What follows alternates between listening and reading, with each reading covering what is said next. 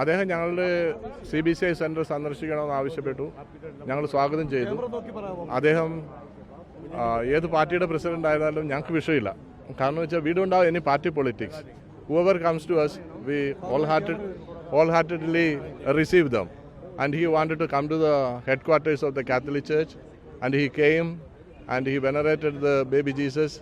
And then I had at least 10-15 minutes to talk to him personally, and there I have expressed all my concerns, and he said he will cooperate his level best to sort out all the issues with regards the നമ്മുടെ Christian സഹോദരങ്ങൾ എവിടെയെല്ലാം അവർക്ക് ബുദ്ധിമുട്ടുകളുണ്ടാകുന്നുള്ള അവിടെയെല്ലാം പുള്ളിയുടെ intervention ഉണ്ടാകുമെന്നും എല്ലാം അദ്ദേഹം ഞങ്ങൾക്ക് വാക്ക് തന്നിട്ടുണ്ട്.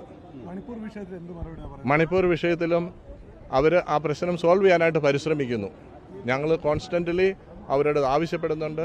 അവരതിനു വേണ്ടുന്നുള്ള കാര്യങ്ങൾ ചെയ്തുകൊണ്ടിരിക്കുന്നു എന്നാണ് അവർ ഞങ്ങളോട് പറയുന്നത്.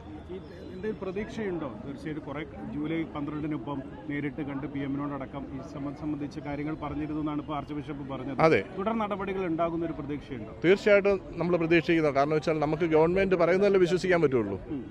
സോ അവർ നമ്മളോട് പ്രോമിസ് ചെയ്യുന്നു, അവരത് ചെയ്യുമെന്ന് നമ്മൾ പ്രതീക്ഷിക്കുന്നു. കഴിഞ്ഞ ദിവസം തൃശ്ശൂർ ഓർത്തഡോക്സ് സഭാ പ്രതിനിധിയുടെ വിമർശനം വന്നതിൽ ആ വിമർശനങ്ങൾ ഉണ്ടാവും. പക്ഷേ അതിന് ശേഷം ഈ CBCI അധ്യക്ഷൻ മാർ ആൻഡ്രൂസ് താഴത്ത് പറഞ്ഞത് ഞങ്ങൾ ക്ഷണിച്ചത് പ്രധാനമന്ത്രിയാണ്, BJP നേതാവിനെ അല്ല എന്നാണ്. ഇപ്പം BJP ദേശീയ അധ്യക്ഷനാണ് വന്നിട്ടുള്ളത്. അപ്പം സ്വാഭാവികമായിട്ടുള്ള അത് ഞാൻ ആദ്യം തന്നെ പറഞ്ഞല്ലോ, സഭയെ സംബന്ധിച്ചിടത്തോളം ഞങ്ങൾക്ക് പാർട്ടി പൊളിറ്റിക്സ് ഇല്ല. ഏതൊരു വ്യക്തിയും ഞങ്ങളുടെ അടുത്തേക്ക് വരണമെന്ന് ആവശ്യപ്പെട്ടാൽ ഞങ്ങൾ ഓൾ ഹാർട്ടഡ്ലി ഞങ്ങൾ സ്വീകരിക്കും. ഞങ്ങൾ അദ്ദേഹത്തെ സ്വീകരിച്ചു. ഞങ്ങൾ ക്രിസ്മസ് സെലിബ്രേഷന് ഞങ്ങൾ രാജ്യത്തിൻ്റെ പ്രധാനമന്ത്രിയെ ക്ഷണിച്ചു. പ്രധാനമന്ത്രി സന്തോഷപൂർവ്വം വന്നു.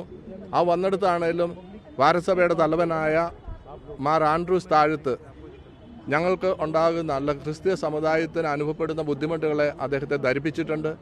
അദ്ദേഹം അത് വേണ്ട രീതിയിൽ പരിഗണിക്കുമെന്നും അതിനെ ഇല്ലായ്മ ചെയ്യാനായിട്ട് പരിശ്രമിക്കുമെന്നും അദ്ദേഹം പറഞ്ഞിട്ടുണ്ട്.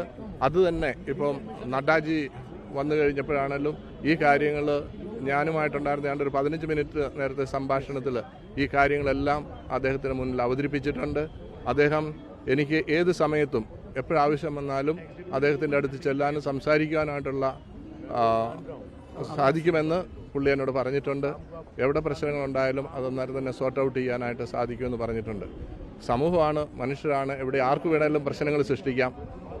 കേരളത്തിൽ നിന്ന് എന്ത് പറഞ്ഞു, എങ്ങനെ പറഞ്ഞു എന്നുള്ളത് എനിക്കറിയത്തില്ല. ഞങ്ങളിവിടെ ഡൽഹിയിലാണ്. അവിടെ ആരെ എന്ത് പറഞ്ഞു അതിനെപ്പറ്റി നമുക്ക് കാര്യമായ അറിവുകളൊന്നുമില്ല. അതുകൊണ്ട് അതിനെപ്പറ്റി എനിക്ക് കമന്റ് ചെയ്യാൻ പറ്റത്തില്ല. പ്രതിപക്ഷം വിമർശനം ഉന്നയിക്കുന്ന രണ്ട് പ്രധാനപ്പെട്ട കാര്യങ്ങൾ, ഒന്ന് കേരളത്തിൽ 2024 തെരഞ്ഞെടുപ്പ് വരുന്നു, ദില്ലിയിൽ ഇപ്പോൾ തെരഞ്ഞെടുപ്പ് അടക്കാൻ പോകുന്നു. ഒരു പൊളിറ്റിക്കൽ ഗെയിനിന് വേണ്ടിയിട്ടാണ് BJP ശ്രമിക്കുന്നതെന്ന് പറയുന്നത്. അത് ഞങ്ങൾക്ക് പറയാൻ പറ്റത്തില്ലല്ലോ. ഞങ്ങൾക്ക് പൊളിറ്റിക്സ് ഇല്ല. നിങ്ങൾ മനസ്സിലാക്കേണ്ട കാര്യം ഇതാണ്, സഭയെ സംബന്ധിച്ചിടത്തോളം ഞങ്ങൾക്ക് പൊളിറ്റിക്സ് ഇല്ല. ഞങ്ങൾ സമൂഹത്തിന് നല്ലത് ചെയ്യുന്ന ആൾക്കാരുടെ കൂടെ ഞങ്ങൾ എന്നും ഉണ്ടാകും. അത് ഭരണപക്ഷമായാലും പ്രതിപക്ഷമായാലും. അത് സമൂഹത്തിൻ്റെ നന്മയ്ക്കെതിരായിട്ട് ആര് പ്രവർത്തിക്കുന്നുവോ അതിനെതിരായിട്ട് ഞങ്ങൾ ശബ്ദം ഉയർത്തും. അതാണ് സഭ. അല്ലാണ്ട് സഭയ്ക്ക് പൊളിറ്റിക്സ് ഇല്ല, രാഷ്ട്രീയമില്ല. അതായത് സമൂഹത്തിന് നീതിക്ക് നിരക്കാത്തായത് പ്രതിപക്ഷമാണേലും ഭരണപക്ഷമാണേലും എന്ത് ചെയ്താലും അതിനെതിരെ ഞങ്ങൾ ശബ്ദം ഉയർത്തും.